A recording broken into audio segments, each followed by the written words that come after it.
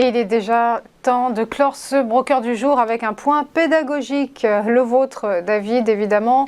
Et aujourd'hui, vous allez répondre à la question suivante. Comment sélectionner un ETF adapté à notre portefeuille? Exactement, hein, parce que quand on parle en général d'investissement, pour les particuliers, ça rime souvent à soit des actions, soit des crypto-monnaies, soit du trading avec effet de levier. Et on pense rarement à un investissement long terme. C'est pas la première chose qui vient en tête, alors qu'il y a des outils pour justement essayer de placer son épargne et placer ses investissements sur le long terme. Et notamment, pour ceux qui le savent pas, il y a en finance ce qu'on appelle des ETF, des Exchange Traded Funds, qui sont une sorte de panier en fait, dans lequel on va mettre différentes actions dans le but de soit répliquer l'évolution d'un indice boursier, soit essayer de répliquer la performance soit d'un secteur, soit d'une région. Donc nous, chez eToro, on propose justement pas mal de TF. Et donc l'idée, c'est d'essayer en fonction de votre stratégie, essayer de choisir un ETF qui est adapté. Donc si par exemple vous êtes quelqu'un qui n'aime pas les risques, vous allez peut-être vous tourner vers le TLT, qui est un ETF pour les bons américains, sur les bons du 20 ans du Trésor américain. Vous pouvez après, ce qui est bien aussi avec les ETF, c'est que vous pouvez être alloué sur une zone géographique bien précise. Par exemple, vous voulez investir en Inde, bah là, vous voyez que vous avez l'eShares MSCI India qui va vous permettre d'avoir une allocation directement sur ce secteur-là. Alors l'idée avec les ETF, donc je le rappelle, c'est un panier qui regroupe ou un tracker qui regroupe différentes actions ou autres produits financiers. Et puis ensuite, comment vous le choisissez? Alors, il y a différentes choses. Donc déjà, vous pouvez aller sur la page de l'ETF.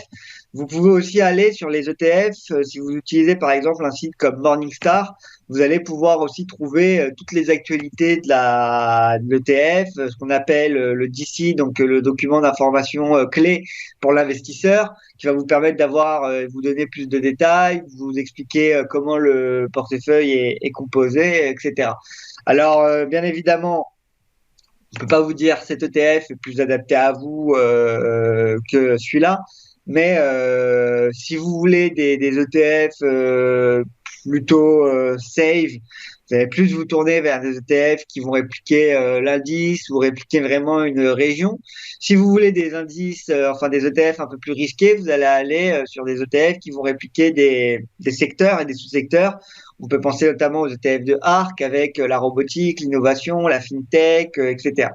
Et ensuite, pour ceux qui le souhaitent, vous pouvez aussi combiner, et c'est un peu ce que font les professionnels de la finance. Si par exemple on regarde AlphaCore, qui est la stratégie d'investissement mise en place par le robot advisor WeSafe sur eToro, et si on regarde le portefeuille, on voit bien qu'ici, ils ont fait un mix, donc ce qu'on appelle une stratégie corps satellite, avec le corps du portefeuille qui est justement composé d'ETF et des satellites composés d'indices. Donc pour ceux que ça intéresse, on a ce portefeuille-là, par exemple, il est en hausse de 19% par rapport, enfin depuis le début de l'année. Bien évidemment, les performances passées ne sont pas une garantie des résultats futurs, mais ça peut vous donner des idées.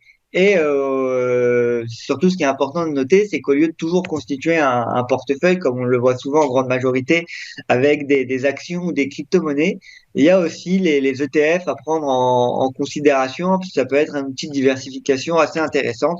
Et si vous voulez acheter un ETF en particulier, vous avez juste à cliquer sur investir, choisir votre effet de levier si vous voulez en mettre. Choisissez si vous voulez vendre, enfin acheter ou vendre à découvert l'ETF. Et puis placez votre trade. Et c'est tout ce qu'il y a à faire. Après, il suffit de suivre l'indice et profiter justement des performances en hausse si elles sont bénéfiques, en baisse malheureusement si elles sont négatives.